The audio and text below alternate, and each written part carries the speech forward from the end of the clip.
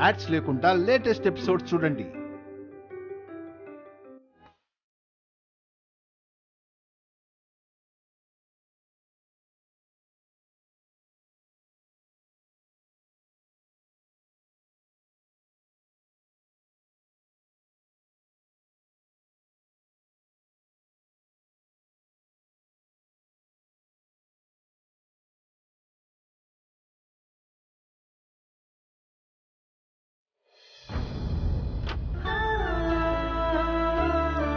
ఏమండి, పేషెంట్ స్పృహలోకి వచ్చారు, వెళ్ళి చూడండి.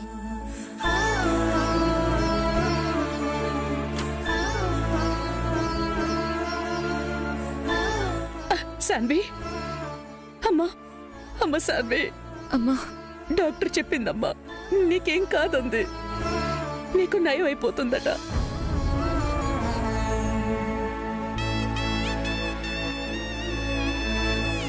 అమ్మా, అన్నయ్య ఎక్కడా? అన్నీ దైవంగా నా తోడుండంగా, నిన్నే చూడంగా వెలుగే పండంగా. అన్నీ దైవంగా అండగా అన్నీ ఉండంగా,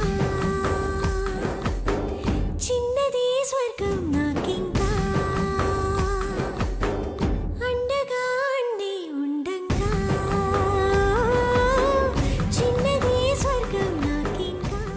అన్నయ్య, నాకు సీమంతం చేసుకోవాలని, నా పుట్టింటి వాళ్ళు సీమంతం జరిపించాలని ఆశ లేదు. నా భర్తకి నువ్వు చేసిన సాయాన్ని తిరిగి తీర్చి నా మాట నిలబెట్టుకోవాలని, నీ మాటకి నోచుకోవాలని తపన మాత్రమే ఉందన్నయ్య.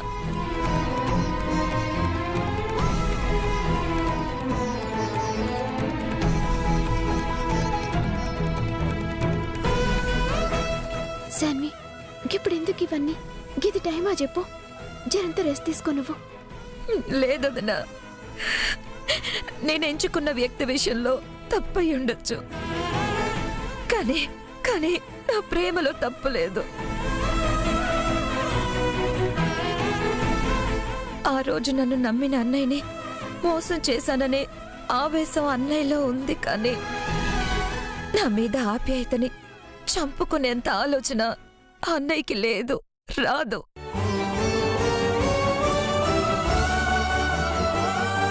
అందుకే ఆ ఆప్యాయత నాకు పంచకపోయినా తోబుట్టువు బంధాన్ని తెంచుకునే పరిస్థితి రాకూడదనే తప్పిస్తున్నాను.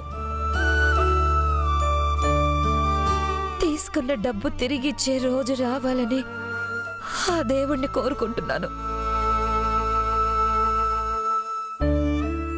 కానీ నా దురదృష్టం, నా భర్త చేసిన తప్పుకే నేను మూల్యం చెల్లించుకుంటున్నాను.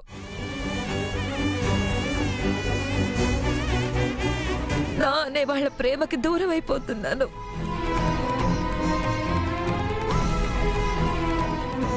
ఇంకా నీ పుట్టింటి వాళ్ళు బతికే ఉన్నారు.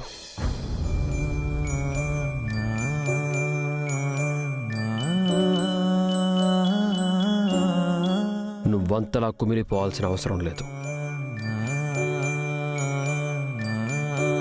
నీ భర్త మీద నీకు ప్రేమ ఉందని నువ్వంటున్నావు, కానీ నీ భర్తకి నీ మీద బాధ్యత ఎంతుందని నేను ప్రశ్నించాను.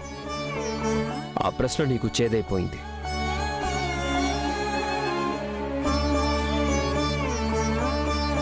సాంప్రదాయాన్ని పాటించాలని మీరంటుంటే డబ్బు గురించి ప్రస్తావించిన నన్ను నేరస్తుణ్ణి చేశారు. నా ప్రశ్నలో మీకు డబ్బు కనబడింది, కానీ నువ్వు నమ్మి నడిచిన వాడు ఆ నమ్మకాన్ని ఎంత నిలబెట్టుకోగలిగాడు అని తెలుసుకోవాలనుకున్న మీకు తెలియజేయాలనుకున్నాను. అది మీకెవ్వరికీ అర్థం కాలేదు.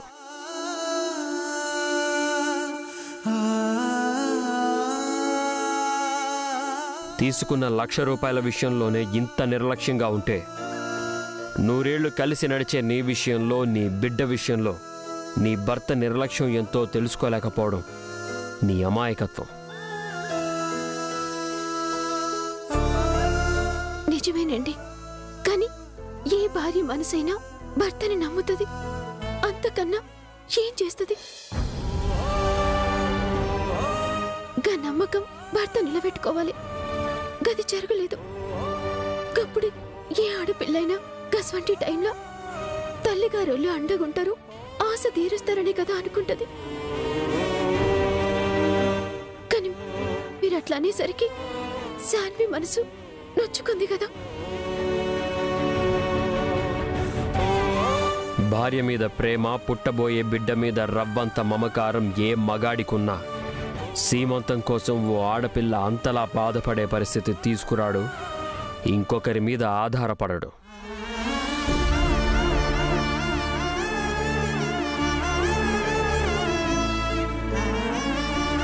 పుట్టింటి వాళ్ళు 1,00,000 ఖర్చు పెట్టి చేస్తే కట్టుకున్నవాడు 100 రూపాయల పసుపు కుంకుమ పెట్టి గాజులేసిన తన భార్య ఎక్కడలేని సంతోషాన్ని పొందుతుంది. మరి ఆ ఆలోచన వాడికి ఏది ఎక్కడుంది? నేను కలలో కూడా నా చెల్లికి సీమంతం చేయకూడదు అని అనుకోలేదు.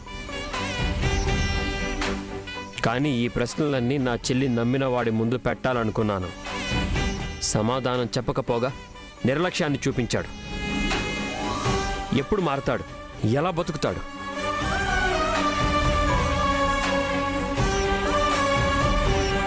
ఒక మగాడికి తను ఆడపిల్లని ప్రేమించినప్పుడు ఉన్న సంతోషం, ఆడపిల్ల తన భార్య అయినప్పుడు ఏదో సాధించానన్న గర్వం తన భార్య తల్లైనప్పుడు ఉండాలి. పుట్టబోయే బిడ్డ భవిష్యత్తు మీద బాధ్యత ఉండాలి. ఒక ఆడపిల్ల తల్లయ్యి రేపో మాపో ఓ బిడ్డకి జన్మనిస్తుంటే ఆ బిడ్డ జన్మకి కారణమైన తండ్రి ఎంత పొంగిపోతాడో నాకు తెలుసు.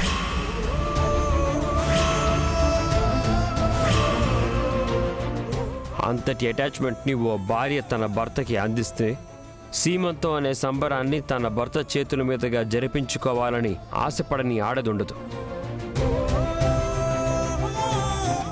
అలాంటిది నేను నా చెల్లి సంబరాన్ని కాదనను, సీమంతం జరిపించకూడదనే ఆలోచన చేయను.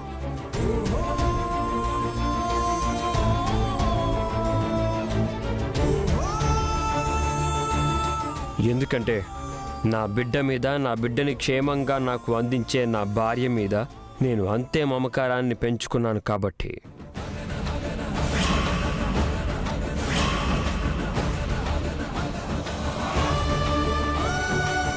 అలాంటి సమయంలో కడుపులో ఉన్న బిడ్డకి ఏదైనా జరిగినా, అసలు బిడ్డే లేదని డాక్టర్స్ చెప్పినా, మనసున్న ఏ మగాడికైనా నరకమే.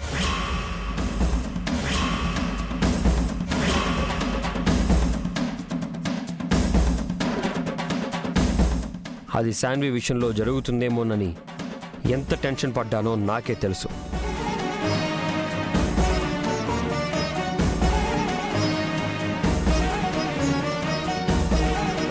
కానీ ఆ బిడ్డకి కారణమైన వాడు మాత్రం శాన్వి సేఫ్ అని చెప్పగానే కనిపించకుండా పోయాడు.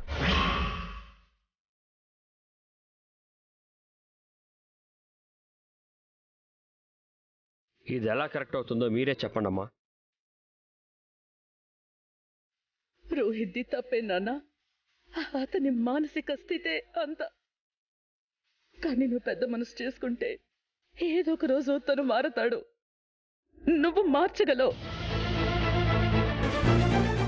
ఈ అమ్మ కోరిక నువ్వు ఈ చెల్లిని దూరం పెట్టకూడదని అంతే. చెల్లిని దూరం పెట్టాలి అనుకున్న వాడినైతే నా ఇంటి కాంపౌండ్లో ఉండదమ్మా. చెల్లిని అవుట్ హౌస్లో పెట్టానని మీరు అనుకున్నారు. నా చెల్లి నా ఇంట్లో లేకపోయినా ఎప్పుడూ నా కళ్ళ ముందే ఉంటుందని నేను అనుకున్నాను.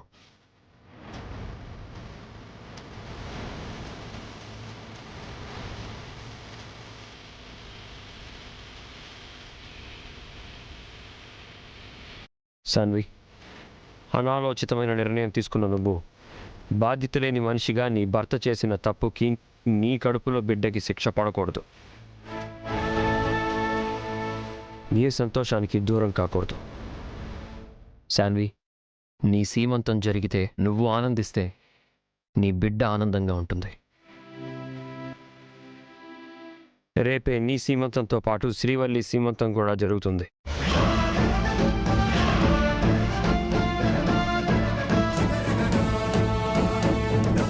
అన్నయ్య నాకు సీమంతం చేస్తానన్నందుకు సంతోషించాలా లేక వదినకు చేస్తానన్నందుకు బాధపడాలా? అందరూ గొప్పగా చెప్పుకునే విధంగా. అన్నయ్య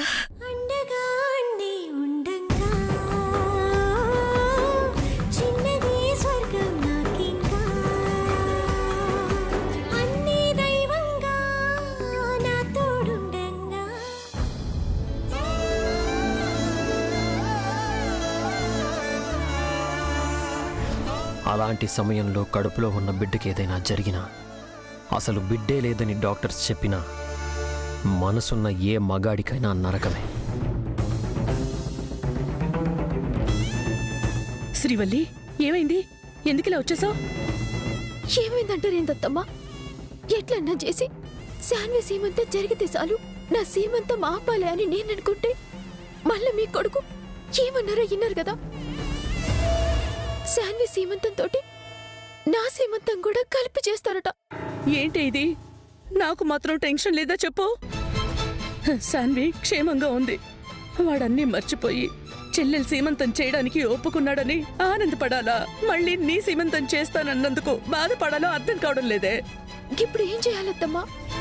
ఏ రకంగా తప్పించుకుందామన్నా ఛాన్సే లేకుండా పోయింది. ఈ ఒక్కరోజే కదే వాడు ఈ అమ్మ మాట విన్నాడు, ఆలోచించగలిగాడు, తోడబుట్టిన దాని బాధ అర్థం చేసుకోగలిగాడు. రేపు ఎలా ఉంటాడో తెలీదు. ఇప్పుడు నువ్వు గాని ఈ సీమంతం వద్దు అన్నావనుకో, ఏం జరుగుతుందో ఊహించు. అంటే సీమంతం చేసుకోమంటుండ్రా? ఆ మాట నేనెలా అంటానే, కానీ వాడి తృప్తి కోసం తప్పదు అని చెప్పక తప్పడం లేదు శ్రీవల్లి. ఏం మాట్లాడుతుండ్రత్తమ్మా? నాకు ఊపిరాడతలేదు ఎరకనా? లోపలైన మాటలు విన్నాక, బిడ్డ మీద ఆయన ఎంత ప్రేమ పెంచుకున్నారో తెలిసినాక, అబద్ధపు కడుపుకు సీమంతం ఎట్లా చేసుకోవాలి? ఇంకా ఆయన్ని ఎట్లా మోసం చేయాలి?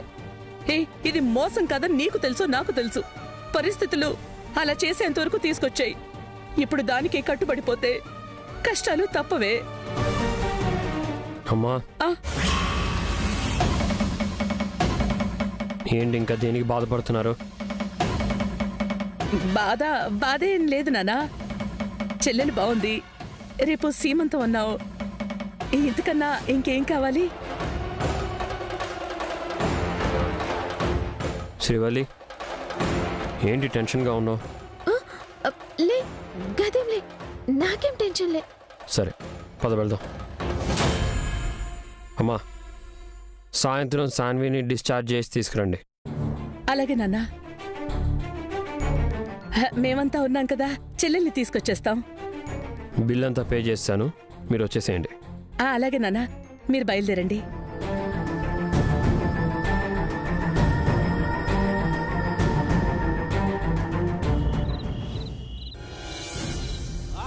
పాసం బందీ చేసేలే సాగే కాలం ఆడే ఆటేలే తీరా తీరం సేరేలోగానే ఏ తీరవునో.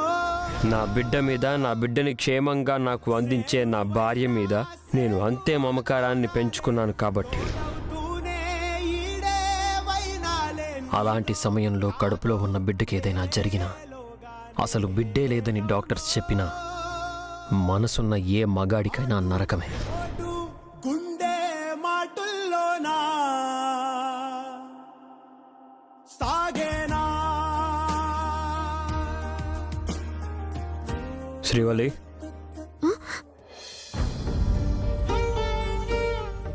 ఏంటి ఏదో తీక్షణంగా ఆలోచిస్తున్నావు? ఏంలే హాస్పిటల్కి పోయి వచ్చినాం కదా, పానం ఎట్లనే ఉంది.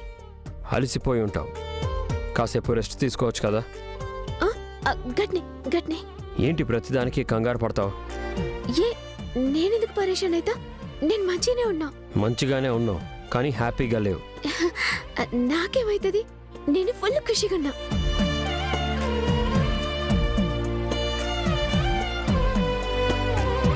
కూర్చో.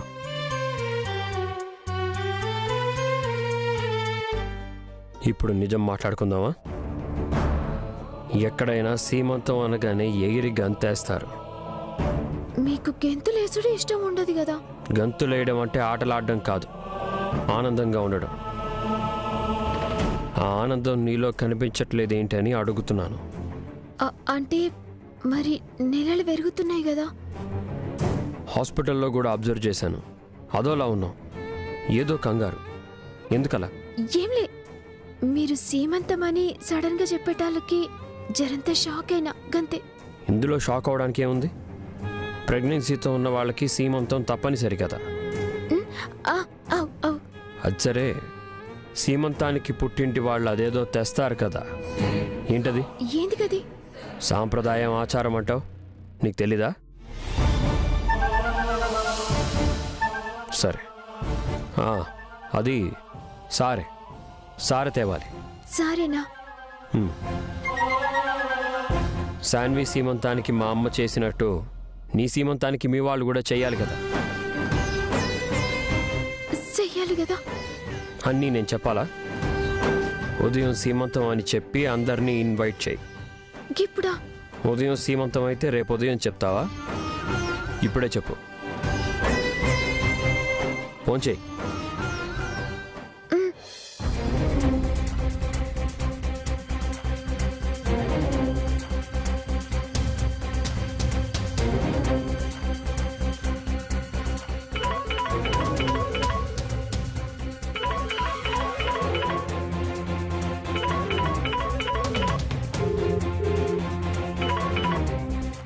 వల్లి, అమ్మా. వల్లి ఎలా ఉన్నావమ్మా? అంతా మంచిగానే ఉంది కదా? మంచిదే అమ్మా. అల్లుడు గారు బాగున్నారా? రేపు మీరందరు కలిసి ఏంటి? మీరందరు కలిసి మా ఇంటికి రాండి. ఎందుకు? ఏంటి విషయం? ఏంటి? రేపు పొద్దుగాల నాకు నాకు నాకు సీమంతమమ్మా.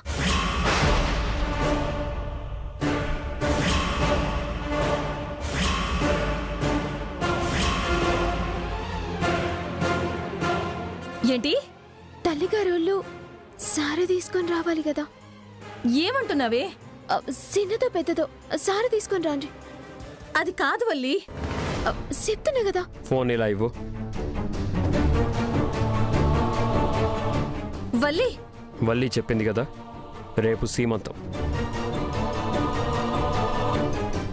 అల్లుడు గారు, మీ ప్రాబ్లం ఏంటో నాకు అర్థమైంది. మిమ్మల్ని మా ఇంటికి రావద్దన్నది శ్రీవల్లిని తీసుకెళ్లే విషయం మీద, అంతేగాని మా ఇంట్లో అకేషన్కి రావద్దనలేదు. అందరూ రండి, ఏమైనా ఫార్మాలిటీస్ ఉంటే దగ్గరుండి చూసుకోండి.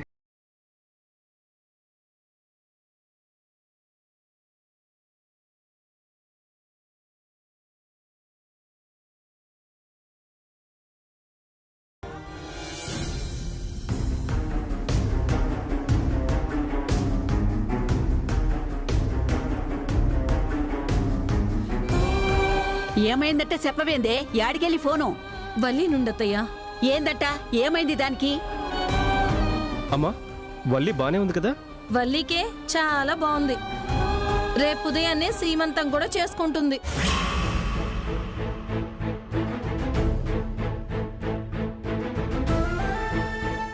ఏమంటున్నావు కమలా?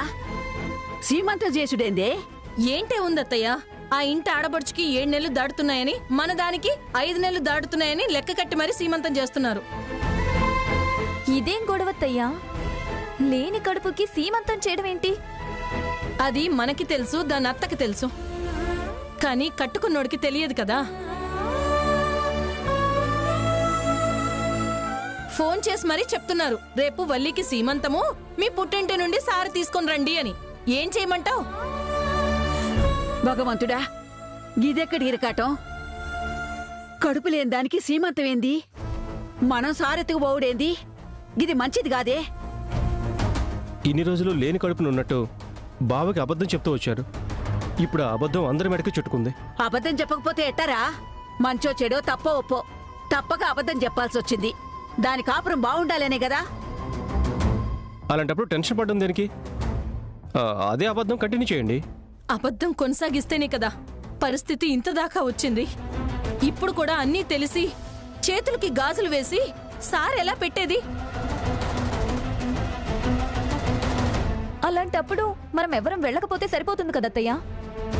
ఎల్లక దొంగ లెక్క దాక్కుందమ్మా. మనం ఎట్లనో తప్పించుకుంటాం. గాడ నా మనవరాలిగా తేందే. నలుగుట్లో తల్లిగారింటోళ్ళు రాలేదంటే దానికేం జవాబు చెప్తదే? ఎట్లా తలెత్తుకుంటది? నేను మొదటి నుంచి మొత్తుకుంటూనే ఉన్నాను, జరిగిందేదో జరిగింది, వీలైనంత త్వరగా అల్లుడు గారికి ఈ విషయం చెప్దాము అని. వింటేనా? ఆ నిజమేదో చెప్పుంటే ఇప్పుడు అసలు ఈ పరిస్థితి వచ్చి ఉండేదే కాదు.